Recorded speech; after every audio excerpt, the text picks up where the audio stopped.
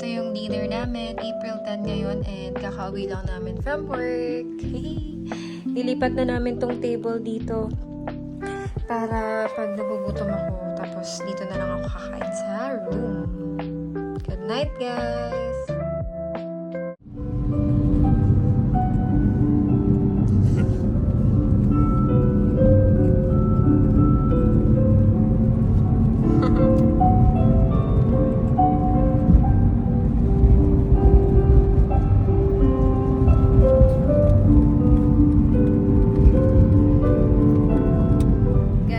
Today is Friday and ano oras na ba?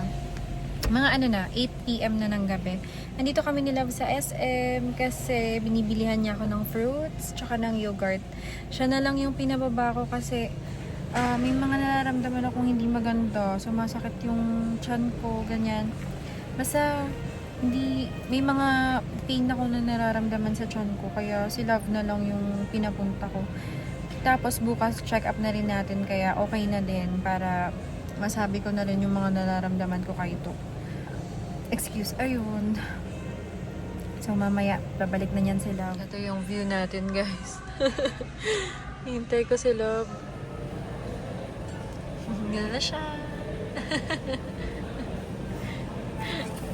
Ano? Thank you, Love. Ano? Buksan mo na ba? Kakain Mamaya ka na? na lang. Bahay Yung na lang? yogurt. Ay, wala tayong kutsara, no? Yung sa yogurt. Wala. Sige, sige. Patingin. Wow. Diyan mo na lang.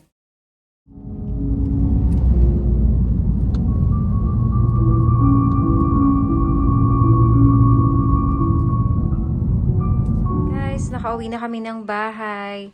Hindi na ko na napakita sa inyo yung iba pang fruits. Pero for tonight, ito lang muna kakainin ko. Lugaw. Sa Lugaw Republic to na, Love? Magkano na kasi to isa?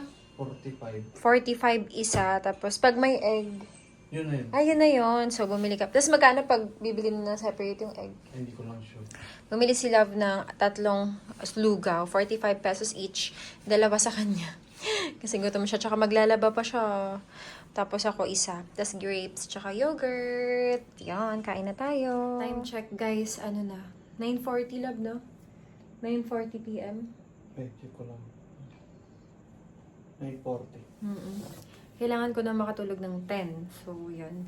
Kakain na and matutulog na. Bukas ko na lang ipe-prepare yung mga questions ko kay Doc. May mga questions ako na gusto itanong kay Doc. Actually, madami. So, yun. At saka bumili rin ako ng book na recommend ng ka-work ko. So, para may idea rin ako sa development ni baby at saka sa mga mararamdaman ko sa mga susunod pa na araw. So, yan. Guys, good morning! Hindi na ako nakapag-vlog kanina. Ayan si Love. Nagbayad na siya ng monthly dues namin tsaka water bill. Ang init. Ngayon, bibili muna kami ng materials para sa gagawing tubo dun sa aming bahay. Okay lang yun, Love. Ah. Ay, Ma'am Mimi. Oo, okay ng water bill namin kasi nga may tagas. Usually, 500 lang yun. Kaya 911. Tapos yung monthly dues namin, 704. Okay, labas na tayo. Pancake. Pwede naman siguro yung pancake, no? Tinapay lang naman to eh. Dito na kami, guys. Hanap lang kami ng parking.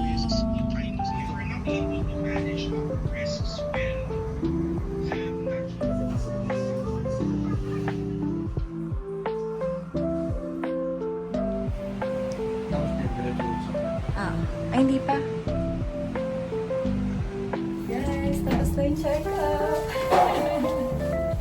May gatas na pang mami. Guys, dito na kami kay Kuro. April 12 na yun and first prenatal check-up natin ni baby. Ang init na nasakyan kasi kakabukas lang. Kaya, summer na talaga. Ayun, confirm! Pregnant tayo! Ayun, in-ultrasound ako, guys. Pagpasok mo dun sa clinic ni Doktora, dami na agad tao. Parang 5 minutes to 10, nandun na kami eh. Ang schedule kasi 10 to 12. Akala ko kasi strictly by schedule. Akala ko pag 10, ikaw na. So, lesson learned next time. Agahan ko para madali tayong matapos. Pero di naman din masama, okay lang. 1 hour waiting, tapos 1 hour after, waiting ulit after nung ano. Mga less than an hour naman na waiting after nung gagawin sa'yo ng ultrasound. So, mabilis lang naman. Okay, hindi naman maghapon. Pagdating mo doon, pagpasok mo doon sa building, bibigyan ka ng number ng guard. Tapos, tatanungin yung pangalan mo. So, kanina number 17 kami. Tapos, third floor siya. May elevator naman. So, no worries. Akala ko kasi di hagdan. Kaya kinabahan ako. So, yun, may elevator naman. Tapos, third floor si doktora. Pagpasok mo doon, abot mo lang agad yung number mo tsaka yung name mo na nakasulat sa sticky note doon sa parang nurse ba yun. Tapos, hintayin na lang matawag yung number mo para i-BP ka at saka kuna ng timba. Tapos yun, waiting ka na lang for ultrasound. Yun lang, medyo matagal. Kasi syempre, madami kami doon sa loob. Pang 17 ako eh. Kaya ayun. Tapos nung in-ultrasound na kami, confirm, sabi ni Doc, love. ano na si baby, 6 weeks na siya. 6 weeks. Parang kung ang babasehan is yung first day ng last mens ko, na siya, 6 weeks. Pero by size, 5 weeks and 5 days. So, di na rin nalalayo. Di ba love? 2 days apart. So, sakto lang daw talaga yung size niya. So, sabi ni Doc, balik daw kami next month. Possibly makita na namin si baby. Kasi ngayon, pa lang siya eh. Sack pa lang siya. Egg sack, tsaka yung gestational sack ba yun? Hindi ko alam kung tama yung term, pero yun. Papakita ko na lang sa inyo yung mga clips or baka nakita nyo na yung mga clips before itong vlog na to. Tapos, niresetahan na kami ni Doc ng mga vitamins, milk, tsaka yung pampakapit. So, ito papakita namin sa inyo. Ayan guys, niresetahan tayo ni Doc ng Anmom. Pero chinek ko na siya kanina, binasa ko. 8 glasses lang pala tong box na to. 1 month natin tong iinumin. So, love, kailangan natin bumili ng dagdag na to. Kasi for 4 days lang to. Kung 8 glasses lang to, twice a day. So, 4 days lang to. Kailangan natin bumili niyan. Tapos ito yung pampakapit. Iinumin ko siya twice a day. So, for 10 days ko siya iinumin. Tapos ito naman yung folic acid. Once a day lang to. So, yan. Tapos, ito naman yung fish oil. Vitamins lang din siya, soft gels. Once a day lang din, 30 pieces. So, di ko na alam kung magkano ba to each. Pero lahat-lahat, ang binayaran namin ay 4,110 pesos. So, okay na kasi ang iniisip ko, 5,000 nakatipid pa tayo. Di ba, love? So, yan, kakain na muna kami. Mamaya papakita namin sa inyo yung ultrasound ni baby. Bye-bye. Dito kami sa SM. Kakain na muna kami ng lunch kasi 12 noon na. Tapos mag-grocery na rin kami. Para next week din na kami lalabas. Okay.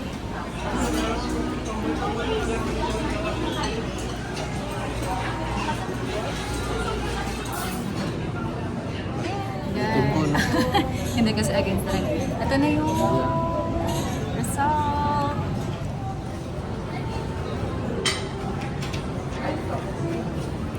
Ano yan?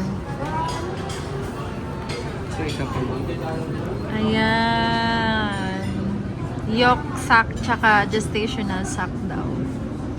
Yan pa lang siya. Guys, ito yung result ng ating check-up. 6 weeks na tayo. Tapos, December 6 ang expected date of delivery natin. So, ayun guys, di ba? 5 weeks and 5 days siya by size, tapos 6 weeks based sa first day ng last period namin. So, di naman siya nalalayo. Ang galing.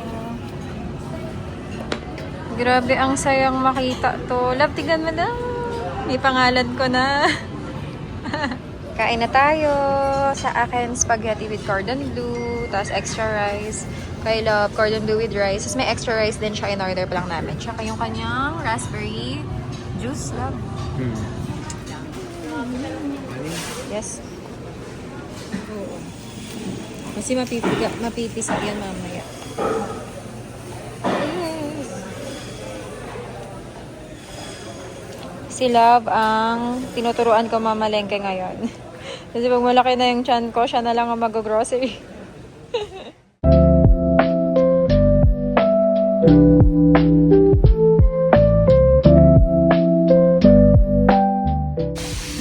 akong binaba ni Love para di na daw ako maglakad ng mahaba. Dito na kami sa Ayala.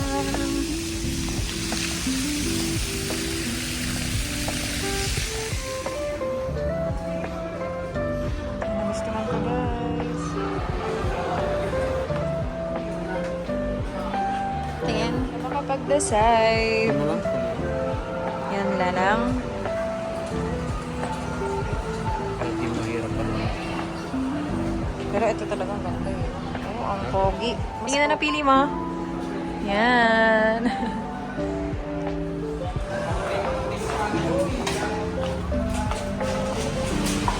Guys, ayan, namimili sa lab ng bigas namin na 10 kilos tsaka 1 tray na egg. Dito na kami sa Kalapati.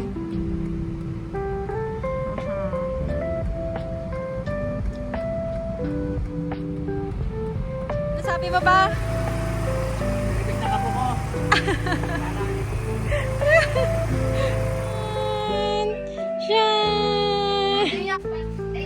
Reaction video. I'll enjoy. Ay, kaysa duwa. Okay na naman yun? Ano sa akin to, yung pamilyar. 6 weeks na. 6 weeks. Ibig sabihin, isang buwan. Mahigit. Pero wala pa yung baby. Ano pa lang siya, sak pa lang. Dugo pa lang yun. Ayun man, nasa likod yung ano. Ay, ito siya. Yeah, yan pa lang siya.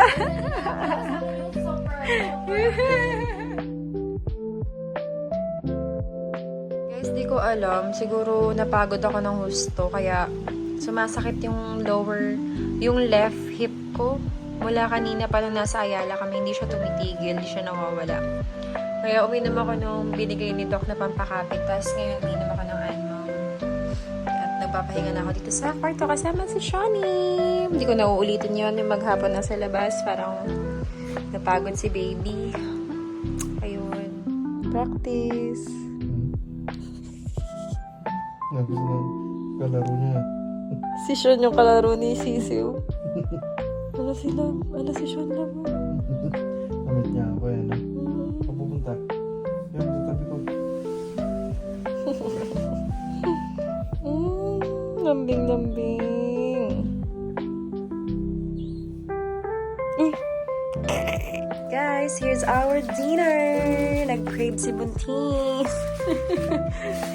Suka ka ba? Suka ka. Pwedeng both. Ay, suka lang pala.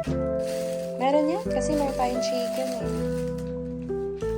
Yan, we have barbecue and ano, inihaw na manok. Some ribs, ayan. Tsaka yung tinira namin kanina. Oh, love, sure. Hehe, kain tayo. Sean, kain na tayo chicken.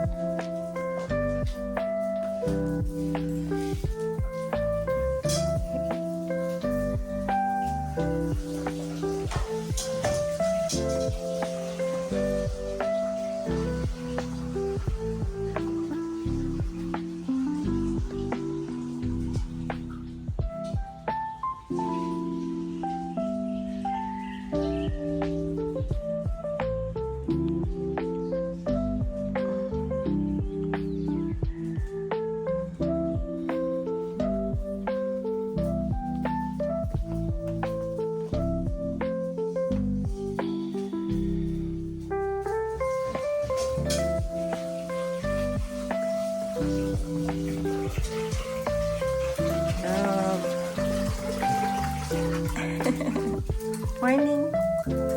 Top morning. Breakfast prepared by hubby. Papasok siya sa work.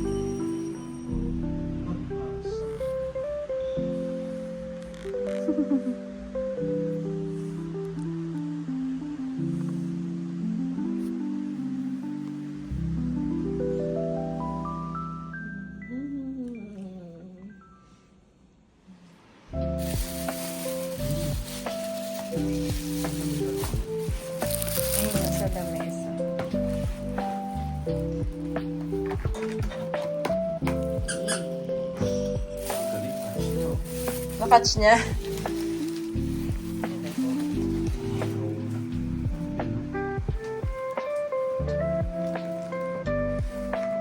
Tumba yan.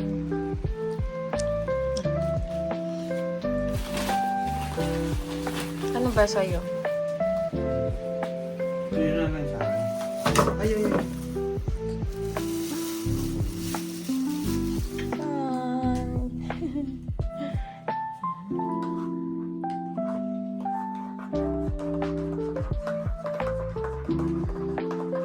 Ikaw na may papakain kay siya.